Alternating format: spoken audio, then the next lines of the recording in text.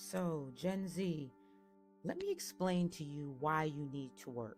Like I said, I've been watching your videos, and many of you have been ranting and raving and whining and crying about why you can't work and why you don't want to work.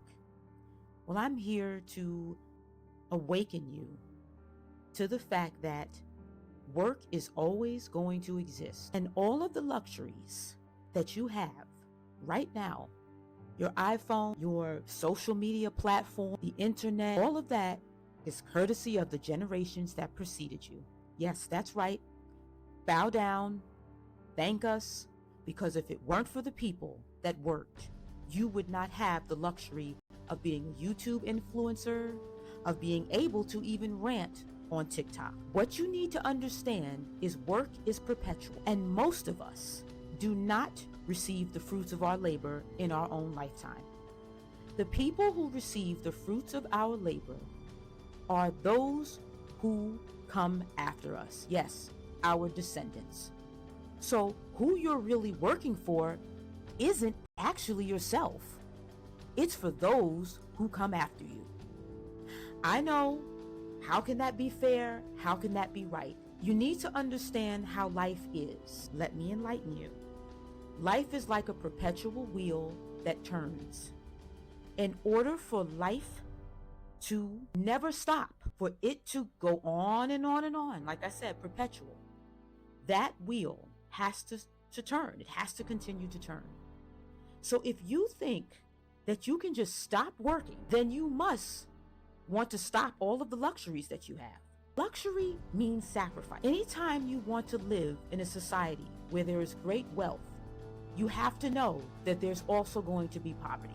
That's just part of the equation, because one comes from the other.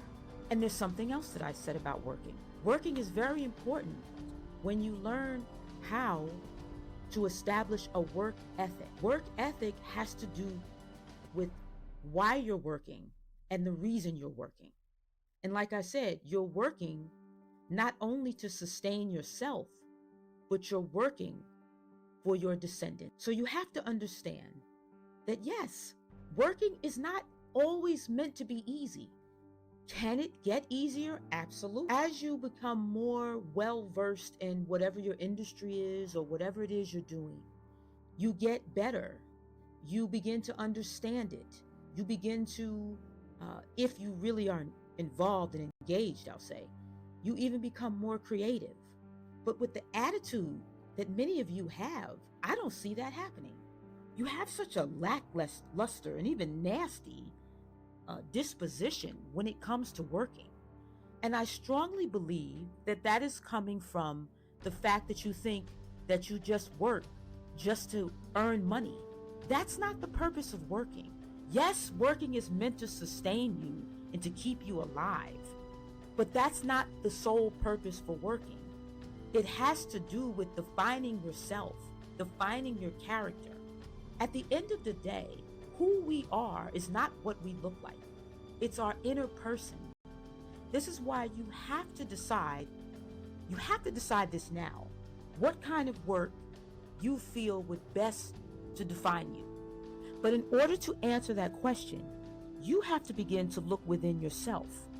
See, right now, your focus is on the world and all of the material things that the world has to offer. And I can understand that. I mean, after all, you're being bombarded with images day after day of luxury and people that are living off the fat of the land. So when you're seeing that every day, why would you want to go to this menial job? I mean, after all, most of these jobs seem to define who we are, meaning that depending upon how much money you're making. So if you're making $15 an hour, then your self-worth is $15 an hour. Whereas if you're making $250 an hour, then your self-worth may reflect that. But the money should not define your self-worth. Unfortunately, that's what it seems to be doing, because you don't understand the difference between quantity and quality and worth and value. You don't really know what that means. Well, it's time to start thinking. It's time to start pondering. And you know how I feel about thinking. And that's what we do here. We philosophize on life and we think.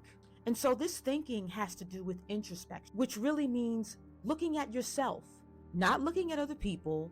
And that's what we all do. We scroll through Instagram, Facebook, all of this social media that we're being bombarded with, and we look at other people. Well, it's time now to start looking at yourself and examining and asking yourself, what is it that I really want? What is my vision for myself? What kind of life do I really want to live? Do you want a house on a lake? That's fine.